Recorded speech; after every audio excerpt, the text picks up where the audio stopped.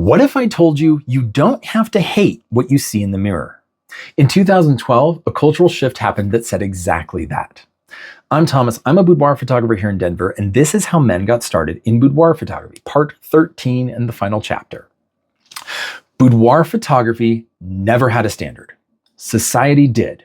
For decades, an unspoken rule shaped who felt welcome in front of the camera, what size you were, how old you were, whether you matched what magazines and runways had decided beauty looked like. Nobody wrote that rule down because nobody had to. Women felt it anyway. And around 2012, the body positivity movement hits mainstream culture, and it said something that needed to be said. Every body, no matter the size, deserves to be seen. And that matters. Boudoir photographers did a happy dance. Finally, a cultural movement was saying exactly what they'd known for years. But the body positivity movement had a problem. What happens when you look in the mirror and you don't love what you see that day, that week, or that month?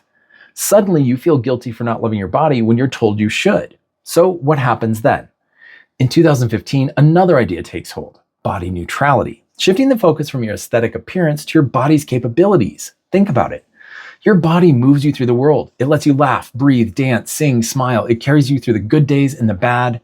It can help you bring children into the world. Thankfully, the body neutrality isn't the antagonist of body positivity. It's a counterpoint, a complement, and a companion. Between the two, a door opened for women everywhere that had never fully been open. Women of all shapes, sizes, colors, ages suddenly felt that they were allowed to be in front of the camera where previously they never felt they could. For boudoir photographers, none of this was new. They had always worked with all types of women.